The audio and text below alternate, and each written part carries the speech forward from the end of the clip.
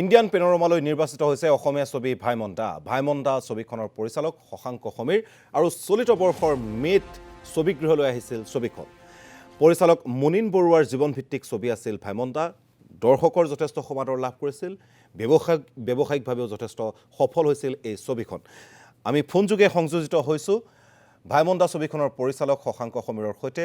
শশাংক সমীৰ ডাঙৰীয়া, আপোনাক প্ৰথমে অভিনন্দন জ্ঞাপন কৰিছোঁ এই সুখবৰৰ বাবে। আৰু যি সুখবৰ সেই সুখবৰ আপোনাৰ জৰিয়তে আমি অসমবাসী দৰ্শকক দিব বিচাৰিছোঁ। শশাংক সমীৰ ডাঙৰীয়া, প্ৰথমতে বহুত বেছিকৈ ধন্যবাদ সকলোলৈকে। ইণ্ডিয়ান পেনোৰামালৈ চিলেক্ট হৈছে, আজি আমালৈ মেইল আহিছে, তেওঁলোকে ফোনযোগে আমাক জনাইছে। প্ৰথমতে মই সমগ্ৰ অসমবাসীক বহু বেছিকৈ ধন্যবাদ জ্ঞাপন কৰিছোঁ। তেওঁলোকৰ আশীৰ্বাদ মানে সদায় আছে বুলি লৈছোঁ। আৰু বিশেষভাৱে কালি ভাইমন্দাৰ জন্মদিন আছিলে, এই সময়তে আমালৈ এই খবৰটো আহিছে, এয়াও যেন ভাইমন্দাৰ আশীৰ্বাদ। আৰু বিশেষভাৱে এই গোটেই খবৰটো আমাৰ অন্তৰৰ পৰা আমি শ্ৰদ্ধাঞ্জলি সূচক জুবিনদালৈ আগবঢ়াইছোঁ।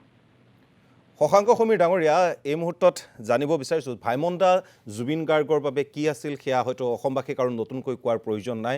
আৰু এই ছবিখনৰ সৈতেও অতি ওতঃপ্ৰোতভাৱে জুবিন গাৰ্গ জড়িত হৈ আছিল। গতিকে এই মুহূৰ্তত জুবিন গাৰ্গে নিশ্চয়কৈ সেই খবৰ পোৱা হ'লে আটাইতকৈ বেছি সুখী মানুহৰ ভিতৰত তেওঁ এজন হ'লহেঁতেন।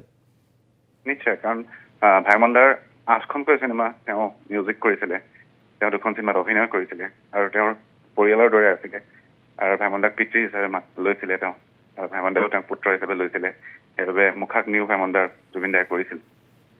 আৰু আমাৰ চিনেমাখনতো তেওঁ সেইবাবেই বুলিও নহয়, মানে যিহেতু আমাৰ সকলোকে উৎসাহ যোগোৱাৰ বাবে অনবৰতে প্ৰতি মুহূৰ্ততে তেওঁ আমাৰ সৈতে জড়িত আছিলে। আৰু এটা খুব ধুনীয়া গীত আপোনালোকে ইতিমধ্যে পাইছে, এৰা এৰি ক্ষণি কৰে অচিৰে তুমি মই মিলিম। সেই গীতটো আমাক তেওঁ কৰি দিছিলে। আৰু প্ৰত্যেক মুহূৰ্ততে একেবাৰে প্ৰচাৰলৈকে প্ৰত্যেক মুহূৰ্ততে আমাৰ কাষত থাকি পেলাই আগবাঢ়ি গৈছিলে। গতিকে নিশ্চিতভাৱে আজিৰ এই খবৰটোৱে তেওঁক বহু বেছিকৈ উৎফুল্লিত কৰিলেহেঁতেন। আৰু তেওঁ য'তেই আছে তাতে উৎফুল্লিত হৈছে বুলি মই আশা কৰিছোঁ, আৰু তেওঁ আশীৰ্বাদ দিছে বুলি মই নিশ্চয়কৈ শশাংক সমীৰ ডাঙৰীয়া, এই মুহূৰ্তত আপোনাক ধন্যবাদ জ্ঞাপন কৰিছোঁ। তাৰ সমান্তৰালভাৱে পুনৰবাৰ অভিনন্দন জ্ঞাপন কৰিছোঁ। মই অসমৰ বাহিৰলৈ পঠিয়াই দিম। বাবুলাল নহয়, মোৰ নাম ভাইমন। সি ক'ত কি বজৰামি কৰি ঘূৰি ফুৰিছে মই চব খবৰ পাওঁ। তাক মই অসমৰ বাহিৰলৈ পঠিয়াই দিম। বাবুলাল নহয়, মোৰ নাম ভাইমন।